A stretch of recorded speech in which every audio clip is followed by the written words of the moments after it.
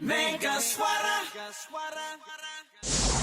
Mega Suara FM Kuningan, alias Mega Suara masih kita dibadani bersama Desa Membangun Indonesia.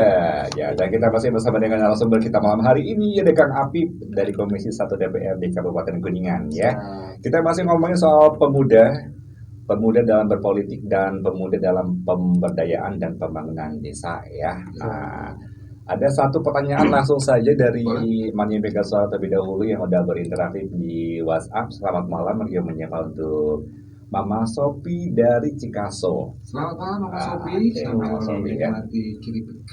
Banyak saudara saya di Cikaso ini. Boleh disapa. Blok mana tahu nggak? Blok mana? Oke. Mudah-mudahan sehat semuanya. Amin. Selamat malam Kang Abi, Aryo, Pak Dewan, katanya ya. Saya dari Cikaso dapat predikat Kampung Tangguh Lodaya. Apalagi di sini ada tempat santai yang di Jalan Baru area pesawahan. Untuk kedepannya ada perencanaan pembangunan di area tersebut. Dan yang ingin saya tanyakan untuk peran pemuda agar lebih aktif untuk ikut menjaga kelestarian daerah tersebut. Bagaimana caranya untuk bikin suatu gebrakan agar para pemuda tersebut selalu aktif, nggak hanya semangat di awal-awal saja katanya. Nah, berarti ini bisa digambarkan peran pemuda untuk menjaga ya satu aset desa lah ya. Betul. Ini luar biasa. Ini kalau saya bicara apresiasi sekali ya terhadap pemerintah desa yang sudah memberikan ataupun memfokuskan anggarannya di objek wisata ya. Betul. Di wisata itu ya. Kalau bicara peran pemuda, ya tadi dikasih peran. Berikanlah kepercayaan kepada pemuda agar pemuda itu bisa belajar bertanggung jawab juga. Berikan arahan, bimbing mereka karena pemuda ini di samping mereka punya ide atau gagasan, mereka juga gampang untuk diarahkan.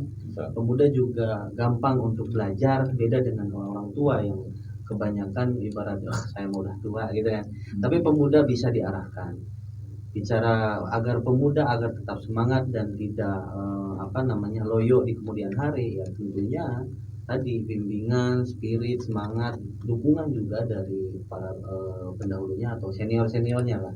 Kalau bicara orang tua agak sedikit ini ya. Jadi para seniornya agar memang dia tetap konsisten, kontinuitas. Karena bicara mood ini kan ada yang mengatakan kalau Bung Karno bilang mood itu kita ciptakan. Tapi kalau orang pemuda milenial sekarang bicaranya mood itu tergantung suasana. Tapi gini, kita bisa mengambil dua-duanya seperti itu, menciptakan mood atau kita buat mereka itu bergairah dengan suatu tanggung jawabnya itu. Juga kita ciptakan suasana yang buat mereka nyaman. Betul. Seperti itu mungkin. Yang paling ini mungkin wifi gratis di objek wisata itu akan menjadi magnet buat mau talarungkul baik. main game aja gitu. Atau mungkin dikasih semacam kayak hadiah-hadiah untuk mereka yang aktif atau mungkin yang berprestasi, itu juga bisa memotivasi mungkin. Kalau konten sih, kalau misalkan berbicara, kalau saya lebih ke tadi misalkan kita bikin taman baca di situ gitu ya. Lebih maksudnya di samping ada objek wisata juga ada pembelajaran di situ. Juga tadi mau bacaan ataupun buku-buku apa yang disediakan, apapun disediakan di situ, dari misalkan contoh komik, novel gitu kan, dari ringan sampai yang berat lah mungkin ya, atau ringan dari yang 1 kilo sampai yang 1 ton misalkan. Nah itu bisa disediakan. Di samping itu mungkin kalau berbicara konten yang harus ada di situ, kalau wisata itu identik dengan spot foto. Spot foto. Nah bagaimana dari spot foto ini desa juga atau pemuda ini yang biasa yang hobinya selfie, yang hobinya cekrek-cekrek juga bisa mendapatkan penghasilan di situ. Betul. Banyak kok kalau misalkan kita di beberapa objek wisata kan kadang ada yang suka atau membuat spot foto gitu ya.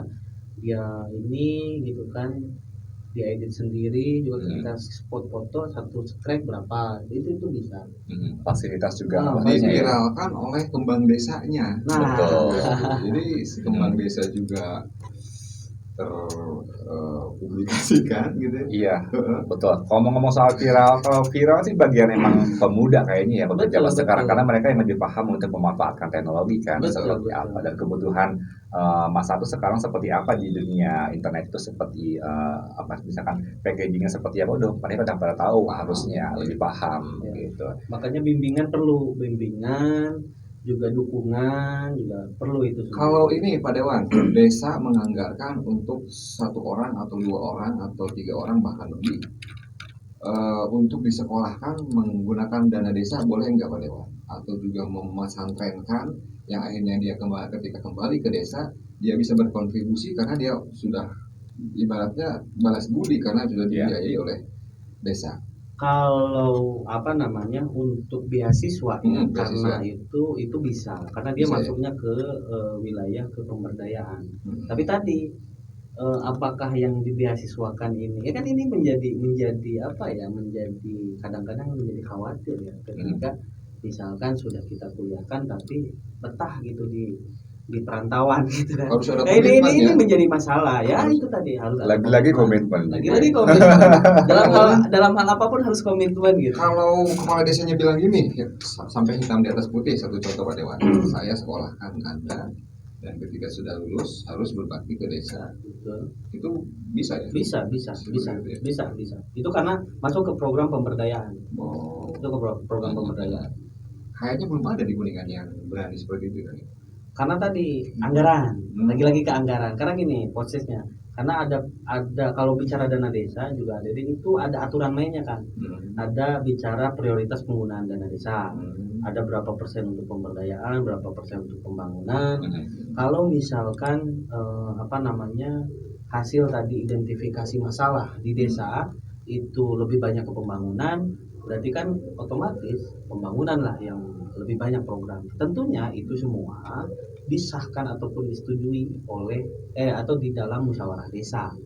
Nah, makanya tadi ketika pemuda ingin mendapat dukungan anggaran ya silahkan bertarung atau berpolitik lah gitu. Ada arena politik di situ mempertahankan sesuatu hal yang menurut dia aspirasi dari para pemuda itu musyawarah bagusnya desa. rebut aja oleh pemuda si kepala desa itu kan ya, biar dia bisa mengejawantahkan ide-ide kepemudaan dia di desa. Betul. Kalau bicara rebut sih agak sedikit konotasinya jelek ya. Tapi gini posisinya.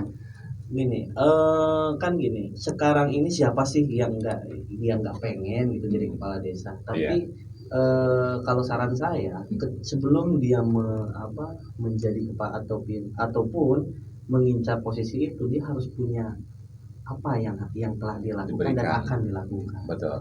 Itu aja. Konsep kembali ke tadi sebelum kita ke jeda komersial, Kang Habib sebagai anggota Dewan Komisi 1 yang membidangi masalah pemuda, punya tupoksi yang 3 tadi, pengawasan, legislasi dan juga anggaran. Sudah ada perda apa sih yang berpihak kepada pemuda, kan? Nah, kebetulan di Kabupaten Kuningan ini ada perda tentang kepemudaan. Perda kepemudaan ini sebetulnya lebih kepada bagaimana pemuda ini dapat berkontribusi dalam pembangunan dan pemberdayaan masyarakat di desa itu sendiri. Secara detail perdanya saya lupa ininya ya, karena kemarin itu sempat baca-baca saya karena pengen tahu juga sih pas pertama jadi anggota dewan. Yang saya minta ke bagian perundang-undangan ya itu adalah perda desa. Jadi saya sempat baca-baca, terus apa yang ini mungkin sih karena kebetulan kan saya di bagian legislasi ya, di bagian Bapemperda kalau di Kabupaten Kuningan, kalau di pusat Banleg namanya, kalau di daerah adalah Bapemperda bahan. Nah ini mungkin nantilah karena ketika saya baca perda itu mungkin ada beberapa mungkin ya yang harus diperkuat di situ terkait peran pemuda. Karena memang pemuda ini ruangnya ini memang sangat luas gitu ya. Betul. Dan sangat banyak juga, potensinya juga luar biasa. Nah makanya mudah-mudahan ke depan kita bisa memberikan sesuatu hal yang sekiranya bisa memberikan ruang berekspresi bagi pemuda-pemuda khususnya di Kabupaten ini. Berarti harapan masih ada gitu ya. Harapan masih ada. Harapan masih ada. Kemudian korelasinya sama di Kuningan sendiri banyak komunitas pemuda. Banyak, artinya ya, banyak. dalam berbagai bidang. Banyak. Nah, ada perhatian khusus nggak dari DPRD sendiri untuk pemuda dari berbagai kalangan tersebut? Apakah ada misalkan ada satu wadah khusus untuk pemuda di Kabupaten Kuningan atau mereka memang masih tercecer seperti itu? Kalau yang struktural mah ya kan ada Karang Taruna juga dari desa, kecamatan juga sampai kabupaten ada. PKK juga ada. Terus apa namanya? Kalau perhatian khusus dari DPRD ya, posisinya kalau misalkan DPRD terkait pemuda tadi apa yang bisa kita lakukan yaitu adalah membuat peraturan yang apa namanya untuk mendukung pemuda itu sendiri. Karena kalau misalkan bicara pengguna anggaran itu bukan di legislatif, Kang. Pengguna anggaran itu ada di eksekutif. Nah, terkait pembahasan anggaran memang di kita, tapi pengguna anggaran di itu. Nah, tapi ketika berbicara pemuda, kalau misalkan ingin intervensi anggarannya itu lebih banyak ke pemuda, mangga silaturahmi ke DPRD. Seperti itu. Dan Boleh. sangat terbuka ya, boleh. Sangat terbuka. Boleh ya, Gedung main ke DPRD. Gedung DPRD itu gedung rakyat. Iya. Kan? Di mana Iya, betul. kita apa namanya sebetulnya gini, yang saya bayangkan ya sebelum menjadi anggota dewan bahwa kita bisa berdiskusi apapun di gedung dewan, mau petani, mau pemulung gitu ya, di mana posisi masyarakat ini kan sama. Kita dengan masyarakat hanya perbedaannya kan sedikit sebetulnya. Dan gedung dewan ini adalah gedungnya masyarakat. Kita ini diberikan amanah untuk masyarakat kan. Jadi kalau misalkan maaf ya, kalau misalkan ada masyarakat yang ingin ketemu anggota dewan di kantor dewan, gitu, terus anggota dewannya nggak mau, wah itu salah besar kan. Karena anggota dewan itu saya gitu ya, saya kalau misalkan menolak ketemu dengan masyarakat di gedung dewan, oh salah saya gitu kan. Karena itu tadi saya itu diberikan amanah oleh masyarakat untuk mewakili mereka gitu. Seperti itu. Tradisi yang bagus. Itu harus banyak yang dengar ya. Harus ini disosialisasikan. Harus. Kita bisa silaturahmi ke gedung dewan gitu ya. Karena alhamdulillah Kang udah beberapa kali ini ya, kalau misalkan kebetulan saya sedang ada di gedung dewan, ada yang nge-WA ke saya, Kang di mana gitu kan, saya di kantor, main ke sini ngopi gitu kan.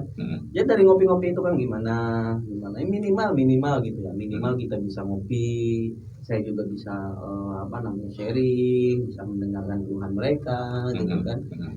Itu menurut saya sih haruslah masyarakat harus siap dengan berbagai keluhan dan juga berbagai karakter orang kan. Siap. Saya sangat siap sekali ketemu berbagai macam orang gitu kan. Berarti kalau mau menyampaikan pendapat seperti itu, apakah boleh personal atau harus melalui jalur misalkan harus lewat kelurahan dulu atau seperti apa? Oh enggak, langsung bisa, ya? Enggak mesti kecuali komunitas tertentu gitu ya, ingin beraudiensi misalkan kalau kemarin kalau misalkan ke gedung dewan ada organisasi perkumpulan pondok pesantren gitu ya, forum pondok pesantren di Kabupaten Kuningan, ketemu dewan ya harus mengikuti aturan karena prosedurnya itu kan dia harus melayangkan surat audiensi karena itu kan kelompok masyarakat. Tapi kalau misalkan person to person tinggal main aja gitu. Apakah setiap surat permintaan audiensi akan dipenuhi atau ada yang tolak juga? Kalau sekarang pada masa pandemi itu banyak yang ditolak kan. Karena tadi kita nggak boleh berkerumun. Betul, dikhawatirkan juga dan lain-lain. Tapi mudah-mudahan pandemi ini selesai. Saya rasa saya belum pernah sebelum pandemi ya, belum pernah ada komunitas ataupun komunitas masyarakat ini yang ditolak audiensinya, pasti diterima ya. Dari mulai sekolah misalkan. Dulu pas awal-awal setelah dilantik itu ada sekolah, terus ada paguyuban apa gitu kan. main ke gedung dewan atau beraudiensi ke gedung dewan selalu terima kok, asal ini memang tujuannya jelas. Oke. Tapi kalau person to person ya tinggal main aja, Tinggal main aja ya. cari aja, misalkan saya gitu Pak Apip dari fraksi PKB gitu kan pengen ngobrol, Oke. silahkan ngobrol selagi Oke, saya oke. ada di kantor. Siap. Kita ke pertanyaan dari pendengar dulu. Nih Kang Afif, ada satu pertanyaan dari Bani di Cilimus. Boleh. Pemuda zaman sekarang adalah pemuda yang tidak punya iman yang kuat dan rusak di telan zaman yang kejam. Luar biasa ini. Rusak karena narkoba, rusak karena minuman, karena seks bebas, meninggalkan sajadah juga ya. Apakah pemuda seperti itu mau dibiarkan saja atau ada arahan-arahan agar tidak kebablasan? Bagaimana nasib negara kita ke depan kalau memiliki pemuda seperti itu, dan bagaimana peran orang tua menyikapinya? Oke, ada dua premisnya, peran orang tua dan bagaimana pemuda ya. Ya. Nah inilah menjadi yang tadi di awal-awal saya bicarakan, pemuda itu bisa tadi menghidupkan masjid, menghidupkan musola dengan potensinya itu. Betul. Dia misalkan dia bisa ngaji Quran, dia lulusan pondok pesantren, dia bisa baca kitab gitu kan. Nah itu bagaimana bisa nggak dia menjadi atau menghidupkan musola-musola di lingkungannya itu, mengajak pemuda-pemuda di sekitarnya, ayo ngaji atau ayo apa, dan mungkin berbicara metode juga harus diperbaharui mungkin ya, bicara dari ngobrol dulu, pendekatan dan lain-lain tadi. Berkegiatan di desanya masing-masing, pemuda berkegiatan di desanya masing-masing minimal gitu ya, minimal mereka itu terhindar dari main kemana-mana. Ya. Kalau misalkan dia punya komunitas di desanya, dia punya apa yang dia kerjakan, dia punya apalagi didukung oleh pemerintah desa gitu kan, mengurusi sesuatu, saya rasa sih akan jauh ya dari tadi kayak seks bebas, narkoba dan lain-lain, karena saya pikir lingkungan desa khususnya Kabupaten Kuningan masih cukup bagus ya lingkungan. Adapun tadi ada misalkan ada seks bebas, mabuk-mabukan, obat-obatan dan itu lebih ke person sih. Yeah. Jarang misalkan satu komunitas mabuk semua gitu kan, jarang. Kecuali memang mereka dari beberapa ini ya, teman dari desa sebelah, ada sebelah itu mungkin terjadi. Tapi saya ini sih belum pernah menemui satu desa gitu ya ada kelompok orang yang sukanya mabok minuman, belum menemui, saya belum menemui. Kalau sedikit mengantisipasi kenakalan remaja, tentunya memang betul Pak Dewan harus ada kegiatan, dan bahkan bagusnya harus menghasilkan supaya tidak orang lari ke kota atau keluar dari desanya. Betul. Pertanyaannya, ada nggak kehadiran negara untuk menciptakan lapangan kerja di desa khususnya kan? Gini, ada sebetulnya Undang-Undang 6 tentang desa, Undang-Undang 6 tahun 2014 tentang desa. Ini sebetulnya hadirnya negara di tengah masyarakat, bahwa di sini menguatkan masyarakat ya, tadi dari desa membangun menjadi dari membangun desa jadi desa membangun. Artinya apa? Membangun Indonesia dari pinggiran, artinya ini membangun desa-desa di desanya itu sendiri. Ini adalah bentuk suatu pengakuan negara terhadap desa, terhadap masyarakat desa, terhadap pemerintah desa. Adalah ini menjadi suatu bentuk pengakuan karena yang mengurusi langsung masyarakat itu adalah pemerintahan desa, ya kan? Nah tadi berbicara program-programnya itu masyarakat harus lebih bisa merasakan atau tahu potensi wilayahnya masing-masing. Betul. Contoh terkait bidang pertanian, ini luar biasa kan. Kalau misalkan pemuda hari ini harus bertani gitu ya, itu menjadi suatu hal menurut saya lebih prestisius, karena saya kan ada ngurus sawah gitu ya, ngurus kebun juga, bikin percontohan terkait pertanian ya.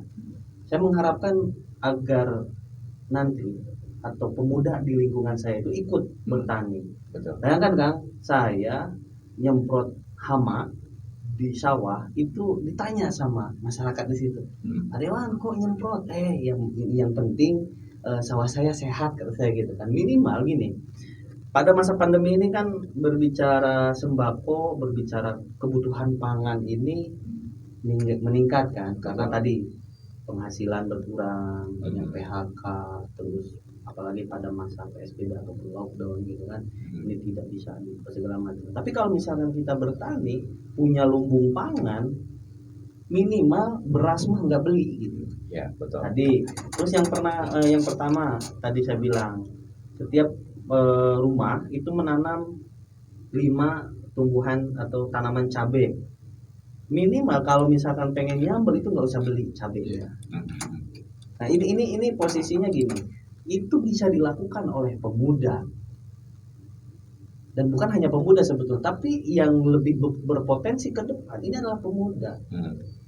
Kalau misalkan ya memang ketika dia bekerja ke Jakarta ataupun ke kota-kota besar, ke Bandung, ke Yogyakarta dan lain-lain, dia bisa menghasilkan satu minggu itu untuk 1 kintal 2 kintal beras gitu kan, bisa nggak dia setiap kali bekerja menyetok dalam dari masa panen ya, dari panen ke panen lagi itu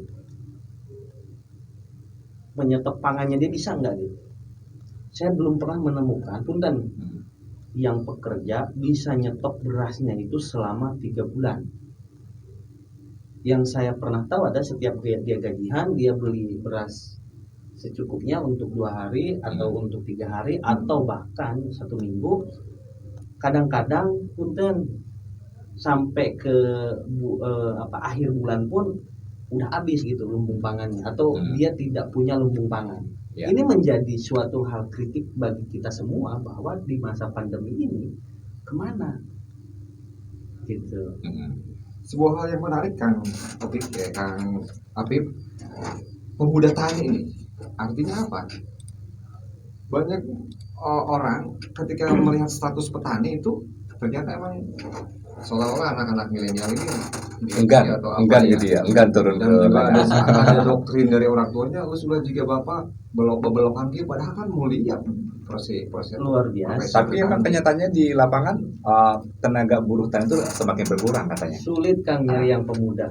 Jadi saya harapkan kegiatan Pak Dewan ketika bertani ini harus di blow up biar ini menjadi percontohan. Nantilah bisa lah teman-teman bisa ke sana ngecek sawah saya, ngecek. Kebetulan saya juga nanam markisa di. Nah, bisa melihat bagaimana prosesnya, juga bisa mungkin nanti sharing-sharing. Karena gini, berbicara pemuda tani ini menarik, menjadi menjadi suatu hal pembahasan di kalangan pemuda ya. Kayaknya ini harus di episode berikutnya Pak. Oh gitu ya. Soalnya ini sudah mepet bisa. Ini seru sekali. Sudah dikasih seru. Lain kali berarti Pak Dewan harus ngobrolin masalah pemuda tani ini. Boleh siap. Okay. Ya, karena ini operator udah ngingetin waktu, udah time out gitu ya. Barangkali ada yang boleh silakan. 5 menit terakhir dari operator silakan. Ini harus dijawab cepat. Gitu ya. Ya, siap. 2 detik. Gak usah mikir ya, Gak usah mikir, harus dengan spontan ya. Siap.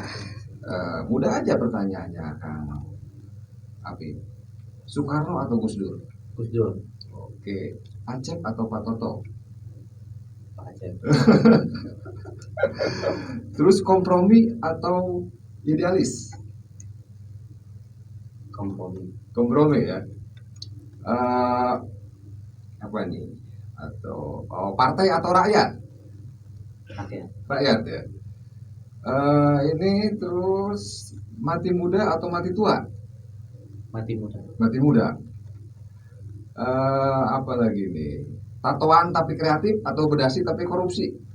Tatoan tapi kreatif. Terakhir nih, Slank atau Iwan Fals? Aduh, dua-dua. Legend semua, nggak bisa milih kalau itu. Yang terakhir malah nggak bisa milih ya. Oke, makasih Kang Apip. Terima kasih banyak Kang Apip atas waktunya dan juga kebersamaan kita di program Badami ya, dan diskusinya juga terima kasih banyak juga buat Pandai Mega Suara yang ada berita juga terima kasih banyak ya. Kang Apip barangkali yang mau disampaikan lagi. Jadi emang intinya kita punya harapan di pemuda Kang Apip. Betul. Orang-orang yang duduk di legislatif Kang Apip semoga bisa menyuarakan memang keterwakilan pemuda dan hati pemuda, nurani pemuda bisa tersampaikan dan terjawantahkan dalam sebuah kebijakan-kebijakan yang berpihak Amin. kepada pemuda. Terima kasih Kang Apip waktunya, terus juga lain kali kita akan ngobrolin pemuda tani ya. Boleh. Sangat Sangat boleh. ngobrol Pak Apip sama Pak Didi untuk membahas masalah itu. Oh, siap. Schedule berikutnya ya. Oke. Siap. Oke, Panimika Suara, demikian kebersamaan kita di program Badami untuk edisi hari ini. Saya Rio Dirgantara Abdi Pirasat. dan juga ada Kang Apip. Terima kasih banyak Siap. sudah bergabung. Ketemu lagi di episode berikutnya. Tetap semangat. Wassalamualaikum warahmatullahi wabarakatuh. Permias.